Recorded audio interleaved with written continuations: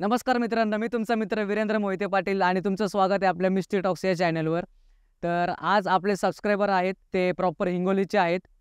तर आज आपण त्यांचा पूर्ण पॉडकास्ट कव्हर करणार आहोत. आणि मागचीच तुम्हाला जसं सांगितलं होतं व्हिडिओमध्ये, तर तसं आपण एक हिंदी चॅनलही चालू करतोय. तर खूप लोकांचे आपलं कमेंट आले, मेसेज आले की याच्या मागचा हेतू काय. तर आपला हेतू एकच आहे, तर जो आपल्या मराठी लोकांचा आवाज आहे किंवा जे अनुभव आहेत ते आपल्याला पूर्ण भारतभर सगळीकडे लोकांना ऐकवायचे आहेत. तर चला सुरुवात करूयात आपण एक अनुभव ऐकण्याची.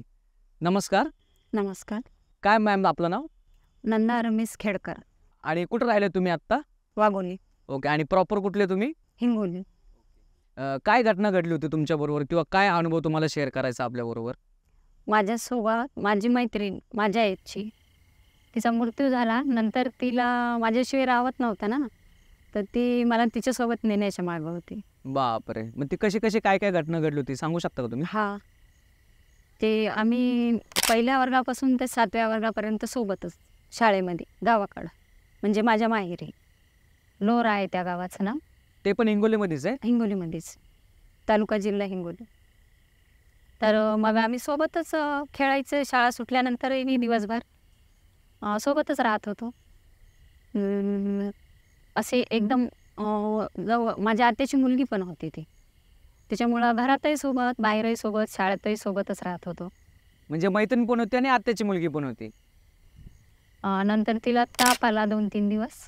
तर गावातच साधे डॉक्टर आहेत, तर त्यांच्याकडंच इंजेक्शन, गोळ्या वगैरे दिल्या. मग औषध गोळ्या दिल्या की थांबायचं. पुन्हा ताप यायचा की पुन्हा औषध गोळ्या द्यायचे, पुन्हा थांबायचं. असे गावात 4-5 दिवस घातले. त्याच्यामुळं तिचा डेंग्यूचा ताप होता ते कोणाच्या लक्षातच नाही आलं. ते ताप वाढला. मग ते थांबतच नाही ताप. मग जेवणही बंद झालं तिचं. म्हणून तिला हिंगोलीला नेलं तर डॉक्टरनं ॲडमिट करून घेतलं तिला. ॲडमिट करून 2-3 दिवस ठेवलं. पण तो डेंग्यूचा ताप पूर्ण शरीरात पसरला होता तिच्या आणि मेंदूत गेला होता पूर्ण. तर ते 2-3 दिवस ॲडमिट केलं डॉक्टरांनी, पण काही कव्हर झालीच नाही ती ताप. खूप जास्त झालं तिचं असं आतून जीभ वगैरे अशी पूर्ण काळी झाली होती. अशी मोठी जाड झाली ती. तिला बोलता येत नव्हतं, नाही आवाज काढता येत नव्हता, काहीच नाही. ह्याच्या आधी तसं कधी झालतं का तिच्या? नाही, पहिलीच वेळ होती. असं साधं तर येत होतेच ना, सर्दी पडसा, त्याच्यावरच गेले ना तिचे आई वडील पहिल्यानं. आणि आमच्या गावाकडे तसंच आहे नेहमी. म्हणजे असं पहिल्यांदा दुर्लक्ष करतात. आली असेल, सर्दी झाली असेल, उन्हात गेल्यामुळं ताप आली असेल, असंच होते ना. आमच्या गावात आत्ता पण डेंग्यूचे पेशंट बरेच असतात दरवर्षी. तर मग तिला जास्त झाली ना ते डेंग्यूची ताप. मग डॉक्टरांनी सांगितलं की हिला घराकडे घेऊन जा म्हणून. मग तिच्या आईवडिलांनी निरोप पाठवले की घराकडे घेऊन जा. घाबरले ना सगळे. आता थांबत नाही, घराकडे घेऊन जा, खूप जास्त झालं, आमच्याच्यानं कवर होत नाही. मग नातेवाईक म्हणजे माझे वडील मामा तिचे. मग माझी आई म्हणे मला पण येऊ द्या पाहायला. तर मग आईसोबत मी पण गेलो. माझी मैत्रीण होती, मला यायचं म्हणून. आम्ही दोघी सोबतच राहत होतो. म्हणले येऊ दे येईल पण. मला पण घेऊन गेले. एक चुलता पण आला होता. एवढे जण गेलो आम्ही तिला बघायला हॉस्पिटलमध्ये. आणि हे माणसं जे होते त्याचं ते डिस्कशन करू लागले, आता कुठं हलवायचं इथून. डॉक्टर लोकांना विचारू लागले, मग तुम्ही ठेवलं कशाला एवढे दिवस, आता घराकडे घेऊन जा म्हणायले, तुमच्या कवर होत नव्हतं तर पहिल्याच दिवशी दुसरीकडे जा म्हणायचं. अशी याची चर्चा चालू होती. मी माझ्या मैत्रिणीपाशी जाऊन बसली तिच्या कॉटवर. तिला एक आवाजही निघत नव्हता तिचा. असं पूर्ण जीभ अशी जाड झाली होती. आणि डोळ्यातून सारखी पाहायची, कधी पाणी गाळायची. हातपाय हलवायचं अवसान नव्हतं तिच्यात. आणि पांढरी पडली होती पूर्ण. मग मी तिच्याजवळ बसले. तिनं हातात हात दे म्हणे. मी दिला तिच्या हातात हात देऊनच बसले मी. मला काय माहिती मरालच म्हणून बसली. आणि ती दुसरीकडं कोणीकडेच बघा, सारखी माझ्याकडेच बघायली. तर मी म्हणले ही खूप जास्त बिमार झाली, त्याच्यामुळे हिला खूप वाईट वाटायला. आईला वाटत असेल की मी कधी याच्यातून निघतो बाहेर आणि कधी हिच्यासोबत खेळायला जातो, शाळेत जातो. असं वाटत असेल म्हणून मी तिच्या जवळच बसून राहिली. हे यानं काय मोठ्या माणसांनी, माझ्या वडिलांनी, चुलत्यांनी काय डिस्कशन घ्यायचं ते घेतलं आणि ठरवलं की इथून नांदेडला हलवायचं.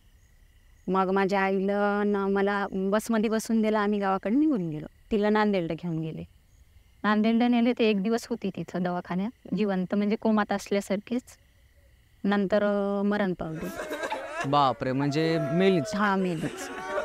तर मग तिथं त्या नांदेडमध्ये चिरफाड झाली तिची आणि तिला पूर्ण कपड्यात बांधून दिलं. चिरफाड म्हणजे पोस्टमॉर्टम. हा पोस्टमार्टम, गावाकडे चिरफाडच म्हणतात. तर पोस्टमार्टम झालं आणि तिला कपड्यात बांधून दिलं. मग चेहरा नाही दिसू दिला, काहीच नाही दिसू दिलं. मग ते गाडी करून गावाकडे घेऊन आले तिला. मग गावाकडे सगळी नातेवाईक गोळा, मग एरडा पडी. मग लहान लेकरायला मधात कोणी येऊ दिलं नाही. येऊ नका, लेकरायला येऊ देत नाहीत ना तशा ठिकाणी. मग आम्ही गेलो पण नाही, मी पाहिलंही नाही, पुन्हा तिच्याकडे गेलो पण नाही. मग ते झालं तिचं सगळं, माती झाली, ते 3ऱ्या दिवसचं झालं, 10व्या दिवसचं झालं, सगळं झालं, सगळे नॉर्मल झाले. तिच्या घरात असेल ते शोकाचं दुःखाचं वातावरण. लेकरं तर नॉर्मलच झालं ना. आम्ही आमच्या घरी.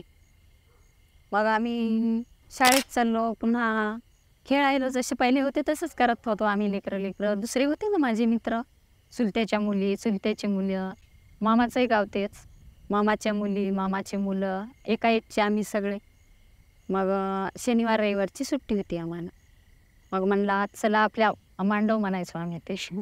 आश्रमासारखं केलेलं होतं चुलत्यानं. ते पैलवान होते, एक चुलता माझा. तर ते जास्त करून शेतातच राहायचे. तिथं गाई म्हशी बांधायचे, तिथंच दूध वगैरे काढून तिथंच पियायचे आणि ग्रंथ वाचायचे. व्यायाम तिथंच करायचे शेतातच. गावात होत नाही ना एवढा. मग गावाला लागूनच शेतं, म्हणजे गावाच्या सुरुवातीला आमची सुरुवातच शेतायची आमचीच. तर त्यानं असं खूप मस्त झाडं लावले होते मोठे मोठे. त्याला नेहमी फुलं येतात. ते काय फ्रेम ट्री काहीतरी म्हणतात ना त्याला. हा, ते 12 महिने फुलं आहेत. हा, ते तसे झाडं होते खूप मोठे मोठे. आम्हाला लेकरायला काय पाहिजेत, मग खेळायला तशीच जागा पाहिजेत ना. आम्ही सुट्टी असली की तिथंच जाऊन खेळायचं. तर ते त्याचे जे आत कंपाऊंड सारखं केलेलं होतं का, ते आश्रमासारखं, त्याच्या आत आम्हाला येऊ द्यायचे नाही. ते डिस्टर्ब होते झोपेला, ग्रंथ वाचताना, म्हणून ते येऊ द्यायचे नाही. तर आम्ही त्या झाडाखाली खेळायचो, बाहेर झाडाखालीच खेळायचो आम्ही. तर झाडाखाली बैलगाड्या सोडलेल्या असायच्या, त्याच्यात बसून खेळायचो आम्ही. ते लेकरं तसंच आम्ही खेळायलो. माझ्यासोबत माझा छोटा भाऊ एक होता, 1 वर्षाचा. तर आई म्हणे तू चाललीस तर याला घेऊन जाय, माझं काम होते तोपर्यंत, याला सांभाळ. रविवारी शनिवारी लेकरं सांभाळायला लागायचे ना आम्हाला घरचे काम. तर मग मी त्याला घेऊन गेले होते काकत सोबत. आम्ही मस्त तिथं खेळलो झाडाखाली. माझा भाऊ मला सोडतच नाही होता, काकतच होता. आता ते परभणी जॉब करते विद्यापीठात. तर ते काकतच होता आणि आम्ही तिथं खेळायलो. आणि चढता झोपलेला. आणि खूप आश्रमासारखं खूप मोठं होतं. त्याला काय चावलंही नाही, माहीतही नाही त्याला. ते काय करायचे, त्यानं असं कंपाऊंड केल्यासारखं होतं. आणि त्याचं गेट लावून घ्यायचे. आम्ही आत जाऊ नाही त्याचं, पाणी पिऊ नाही त्याचा आत जाऊन कचरा करू नाही म्हणून. तर ते त्याचे झोपलेले होते. आणि तिथं काय झालं, समोर असं वाटोळ, समजते का, आमच्या इकडं वाटोळच म्हणतात वाऱ्याला, असं गोल गोल वारं आहे. वादळ. हा, इकडं चक्रीवादळ म्हणतात, आमच्या इकडं वाटोळ म्हणतात. तशी वाटोळीसारखं आलं एक. आणि जे मशानभूमी होती का, त्याच्यामध्ये आता आमचंच 5 एकराचं एक पट्टी शेताची. आणि त्या पट्टीला तिकडून मशानभूमीकडून बी कुपाटा लावलेला खूप मोठा. आणि जिथं आम्ही खेळू लागलो का, तिथं पण असा कुपाटा लावलेला खूप असा उंची, असा काट्याचा, लोकांची गुरंढोरं जाऊ नये आतून. आम्ही तिथे खेळायलो तर असं आले ते, आमच्या इकडं वाटोळ म्हणतात त्याला. आली तशी आली ते फिरले तर ते नेहमीच येते ना, त्याला कोण भीते. आणि आम्हाला गावाकडची आली तर माहितीच असते त्याची. मग ती आली, माझ्या काकात माझा भाऊ, आणि ती अशी मला घेरलं कुपाट्याकडे नेलं. तर माझं वजन असंच आहे, पहिल्यापासूनच कमी आहे ना. ते सगळ्याला वाटलं की हिचं वजन कमी आहे, त्या हवेच्या यानंच त्या कुपाट्याकडे गेली असं. आणि सगळ्याला असंच वाटलं ना, सगळे हसायले आता वाऱ्यानं उडायले म्हणून. आणि मग त्या कुपाट्यापाशी गेल्यावर आधर उचललं. म्हणजे वरती उचललं. मला असं समजायला की मला कोणतरी उचलायलं म्हणून. हवा तर उचलू शकत नाही, म्हणजे हाताने उचलल्यासारखं तुम्हाला फील झालं. हां, फील झालं. आणि त्या हवेत कसं दिसायला, असं काळ्या ढगासारखं दिसायलं. स्पष्ट आकृती दिसली नाही, पण असा कपडा उडून गेलेला कसा दिसतो, असा काळा काळा अंधकांध, तसं त्या हवेत मला दिसायला. असा चेहरा म्हणूनही स्पष्ट नाही दिसला, हातपाय म्हणूनही स्पष्ट नाही दिसले, पण असे काळं काळं काळं काळं काळं रुमाल उडाल्यासारखं, म्हणजे असं आकृती दिसू लागली त्या हवेत. आणि मला तर असं हाताने उचलल्यासारखं त्या कुपाट्यावरून उचलायल्यासारखं वाटलं. मग मी ओरडले, का भावाला सोडा नाही, मी काकातच ते माझ्या बंगलेत, इकडे काय म्हणतात काय माहीत, बंगलेतच भाऊ 1 वर्षाचा. तर मग मी ओरडले, त्या कुपाट्यावर उचलायले, चांगला असा डोक्या इतका कुपाटा होता काट्याचा. की मग ते जे पहिल्यांदा ते हसले मला की हवेनं उडायली म्हणून, आणि नंतर मी चिरकायल्यावरती आले सगळेजण, त्यानं खाली धरलं मला. चिरकाल्या म्हणजे ओरडायला लागला. हा, ओरडलं ना मी मोठ्यानं, असं कसं मला उचलायला काट्यावरून पण तिकडं म्हणून. की मग ते आले सगळेजण ना, कोणा हाताला धर कोणा पायाला धर, त्यानं ओरडलं मला. वडिलांनी पुन्हा आमच्या खेळायच्या जागी आणलं. पहिल्या आणलं, आम्हाला वाटलं ते वाटोळ होती, आलीन गेली. मी जरा नॉर्मल झाली, घाबरली होती आणि जरा नॉर्मल झाली. बर, मग मग आम्हाला वाटलं की ती हवा आली आणि गेली. पुन्हा आम्ही आमचं खेळायला लागलो की पुन्हा तशीच हवा आली. हवा पुन्हा तशीच आली की आम्ही त्या हवेला घाबरलो. मी त्या हवेच्या मधात गेलोच नाही. चला म्हणलं आता घराकडे जायचं. घर जास्त दूर नव्हतं, म्हणजे गाव जास्त दूर नव्हतं, 100-150 मीटर असेल, समजा 150-200 मीटर. तर चला म्हणलं आता घरी जायचं. ते हे वाटोळी येतच राहिल्यात म्हणलं, चला. ते टाईम असेल 1:30-2चा दुपारचा. हा, दुपारचा. आणि त्या दिवशी अमावस्या पण होती म्हणा, आम्हाला लेकरायला काय माहिती. नंतर जे माझ्यासोबत होऊन गेल्यावर मग घरी बायका येतात ना बघायसाठी, त्या म्हणू लागल्या अमावस्या आहे, या लेकरायला तर काही धंदेच नाही, तर कुठे जातं तर असं तसं. तर मग म्हणलं चला घरी. म्हणलं ते वाटोळ, मग कारण तर मला उचलल्यासारखं झाल्यामुळं मी थोडी घाबरलेली होती ना. चला म्हणलं आज नाही खेळायचं, चला घरीच जाऊ. निघालो आम्ही सगळेजण, चुलत्याच्या मुली, आम्ही निघालो. तर ती वाटोळ असे ती भवरा हवेचा आला आणि पुन्हा मलाच ओढायला.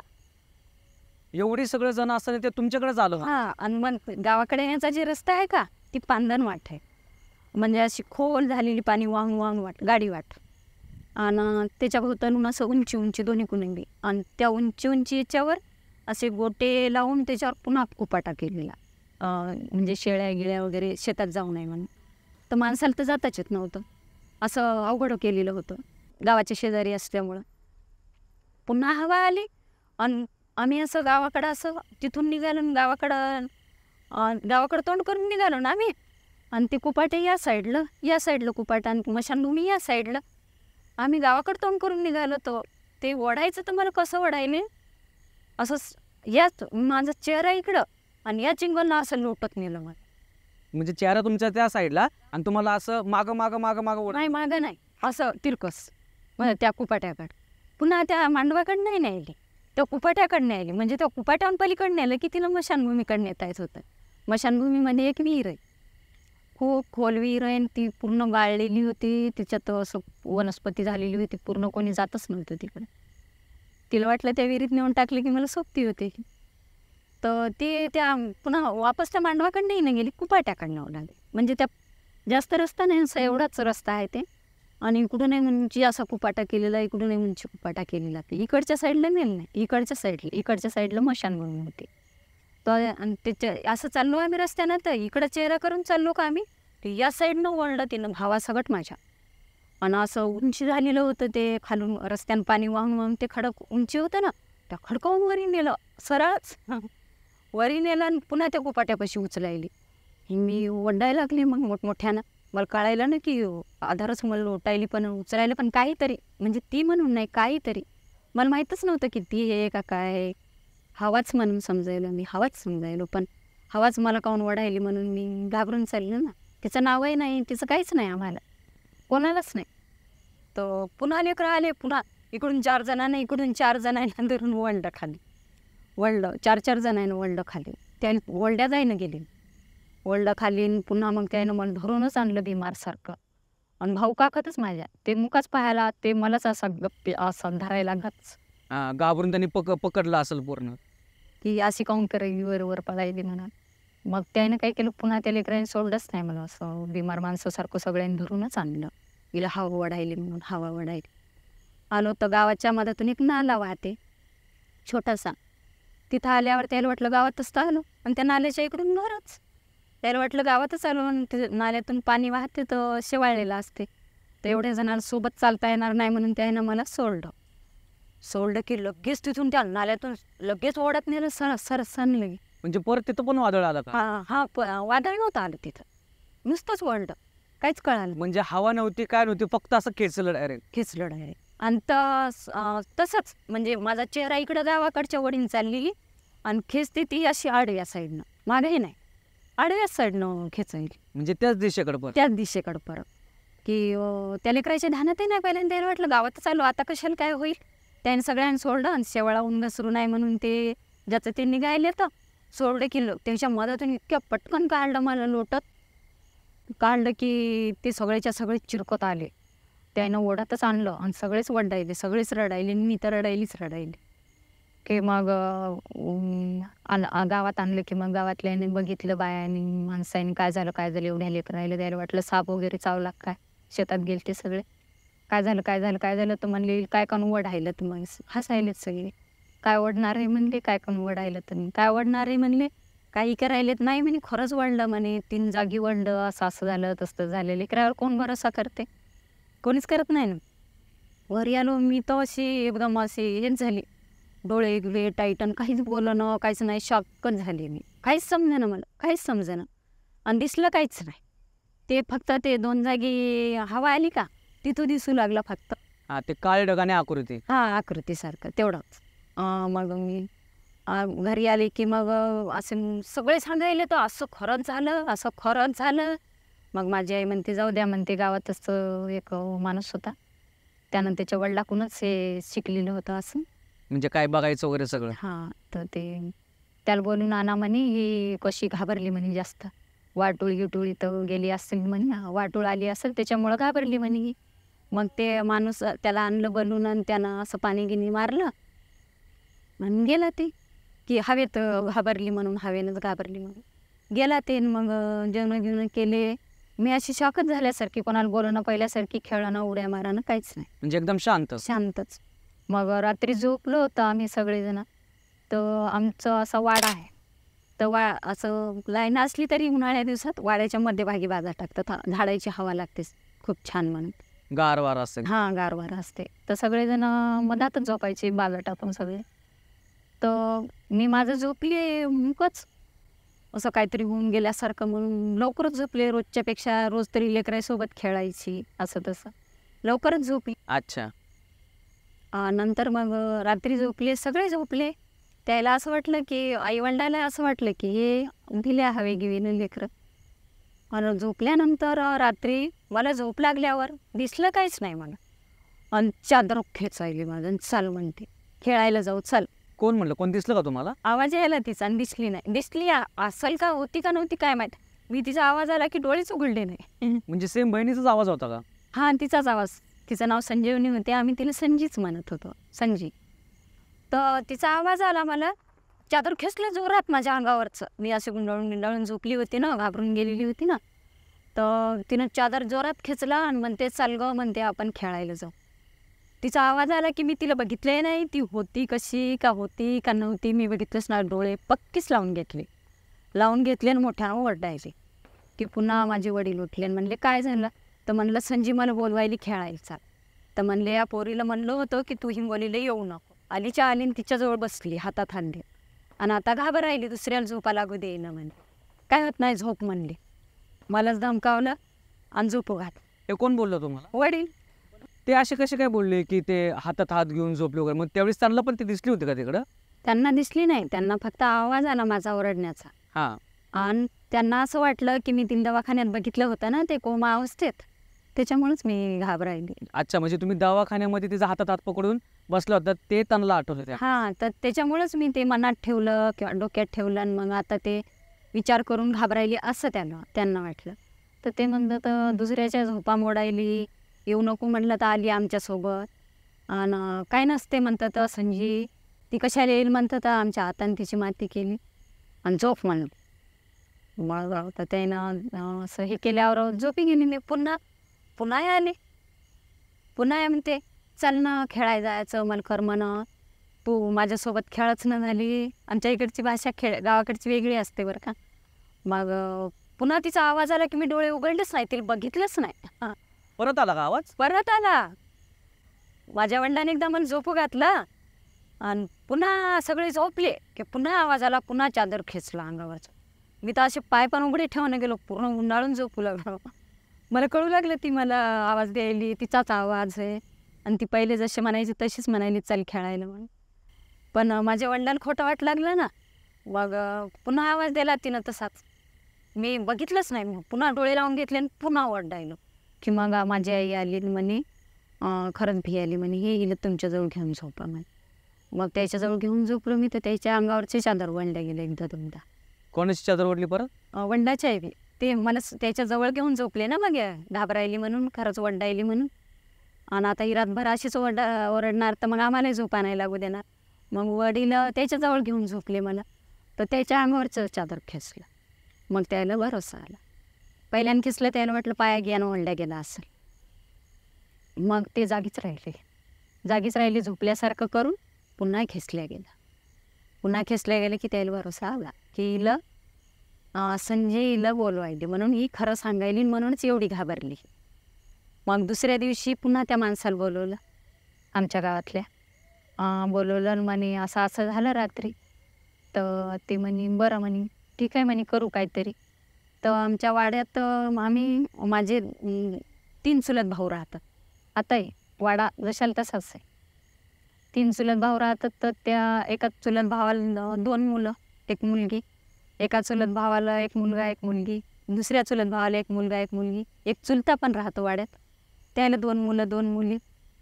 असं काय झालं की लेकरं तर आणि सगळ्यात समोर राहत होता. आणि पुन्हा चुलत्या, ते चुलत भावजया, चुलत भाऊ, मामाचं घर समोरच, त्याच्या घरचे सगळेच जमा व्हायचे. ते समोरचे नव्हते झाले, पण वाड्यातले सगळे जमा झाले. ते दुसऱ्या दिवशी बोलवले की, कारण ते सोबत होते ना आमचे सगळे मुलं, तर सगळे जमा झाले. मग ते माणूस आला, त्यानं ते दोरागिरा काहीतरी रिंगण काय करायचं ते केलं. आणि एक चुलत भावाचा मुलगा असेल, ते जास्तीत जास्त 7-8 वर्षाचा, संदीप नाव त्याचं, आता पोलीसमध्ये येते वसमातला. तर ते असं करायले, तर ते मला बसवलं त्याच्यात, ते दोरीनं मंत्र गाठी पाडल्या, पुन्हा पाणी मारलं, असं तसं करायले.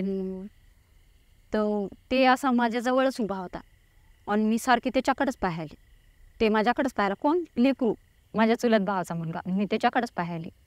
मी जेव्हापासून ते तिनं ओळलं का मला, तेव्हापासून मी अशी स्तब्ध झाल्यासारखी. म्हणजे तुमचं वागण्यामध्ये बदल झालता, एकदम असे थंडगार झाली. ते असं बोलणं नाही, खेळणं नाही.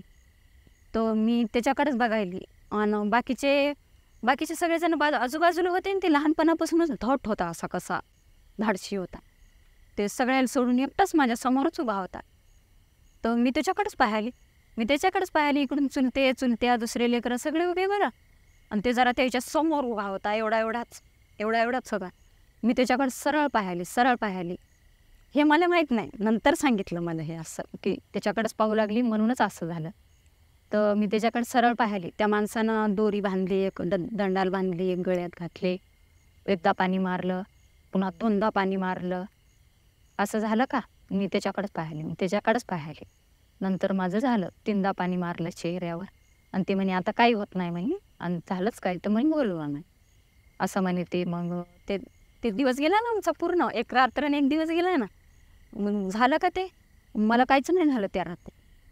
ते संदीप एवढा उठून मोठ्यानं चिरकायला, त्याला दिसायली ती, म्हणजे मलाही दिसत असेल पण मी डोळे बंद केलते ना, त्याला दिसायली ती. आणि मला काहीच होईना, असं मोठ्यानं चिरकायला. सगळ्या वाड्यातले जागे झाले, सगळे शेजारी जागे झाले, एवढ्यानं चिरकायला ते. आणि म्हणते ओरडायला मोठ्यानं, संजी आली म्हणते मला बोलवायली, संजी बोलवायली. त्याच्या आई बाबा उठले, त्याला जवळ घेतलं. आणि तर कुठे रे संजी, कशाची आली संजी, काय सगळ्या लेकरायने नुसतं नादच धरला. म्हणतं संजी असं तसं म्हणायले. नाही म्हणते, ती तिथं आहे संजी, ती तिथं हौदापाशी उभी आहे, ती बाथरूमपाशी उभी आहे म्हणते, ती झिपऱ्या सोडून आली म्हणते, ती मला अशी हातान चाल म्हणायली म्हणते. आणि इतकं घाबरलं, असं थरथर कापायला. बापरे. मग ते एवढं थरथर कापायला, ते असं त्याच्या मम्मीनं पप्पानं त्याला असं जवळ धरलेलं, दोघांना धरलेलं, तरी ते घाबरलं. आणि ते डोळे मिटून घेणं, जेव्हा मला दिसत असेल तेव्हा मी डोळे मिटून घेतले, त्याच्यामुळं मला दिसले नाही ते. आणि ते डोळे मिटून घेणं, ते डोळे ताणूनच पाहिलं, इकडं पाहायला कधी ती संजी म्हणते तिथं, कधी इकडं पाहायला ती संजी. मग सगळे म्हणायचे कशाची संजी, कुठे आहे संजी, आम्हाला तर दिसा ना, तुलाच कशी दिसायली, ती आत्ताच होती म्हणते बाथरूमपाशी, ती आता हौदापाशी गेली. असं करायला ते, असं जास्त जास्त आवडून धरायला त्याच्या मम्मीला. ती बोलवायली म्हणते, चला म्हणायली म्हणते, असं काय करायला की पुन्हा मग त्या माणसाला बोलवलं. पुन्हा त्यानं पाणी गिनं दिलं आणि गेला की थांबलं. मग झोपलं ते. झोपलं मग दुसऱ्या दिवशी काय नाही झालं, असं रोज काय नाही झालं. पण दर अमावस्येला व्हायचं त्यानं, दर अमावस्येला. अमावस्या आली की झोपा लागले की ते मोठ्या मोठ्यानं ओरडायचं, सगळे शेजारी पण गोळा करायचा. संजी बोलवायली म्हणायचं, मला संजी बोलवायली. जिपऱ्या सोडून आली, मला बोलवायली, चला म्हणाय, चाल म्हणते म्हणे, चल खेळायला चाल म्हणायली. मला काहीच नाही केलं, मला दिसली नाही पुन्हा ते. आणि त्याला इतकं घाबरायचं, ते सगळे गोळा व्हायचे, सगळे माणसं. इतकं असं पूर्ण थरथर कापायचं, घामात जोखवायचं आणि इतकं घाबरून जायचं. आणि डोळे तर बिलकुलच बंद करत नव्हतं, सारखे डोळे ताणून ठेवायचं. दर महिन्याला असं त्याला 12 महिने त्रास दिला तिने, 12 महिने त्याला दिसायची म्हणजे दिसायचीच. राहते घरीच ती त्याला त्रास द्यायची. म्हणजे आमची बैठक आहे सगळ्यांची एकच आहे, मधला आवार आहे सगळ्यांचं एकच आहे, फक्त आतल्या रुमा वेगळ्या झालेल्या आहेत. 2-4 रूमा जसे त्याला वाटून दिलेले आहे. असं घर आहे ते वाडा. तर ते त्याला असं दिसायची म्हणजे दिसायचीच. आणि ते एवढ्या मोठ्यानं ओरडायचं की अर्धा गाव गोळा करायचा, अर्धा गाव. मग त्याच्या वडिलांनी खूप इलाज केले. त्या इकडचे तिकडचे माणसं आणले, गावातल्या माणसाच्या हातानं दरवाजाला बंधन केले, वाड्याच्या भोवतालून बंधन केले. पण वाड्याच्या मधात अशी पोकळी होती ना, आवार होता ना, त्याला काय बंधन करणार आहे.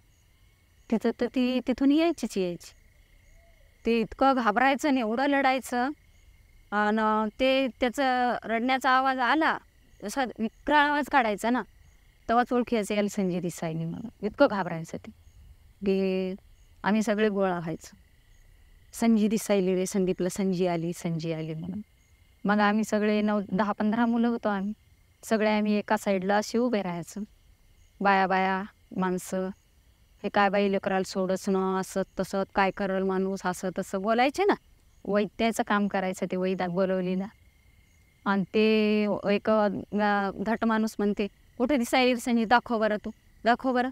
ती म्हणते ती बाथरूम जवळ उभी आहे, की ते माणूस तिथं जायचा. इथंच आहे ना, इथंच नाही म्हणायचे, आता सरकली म्हणायचं. मोरीजवळ गेली, मोरी म्हणजे पाणी जायचं असते ना, की मग ते माणूस तिथं जायचा.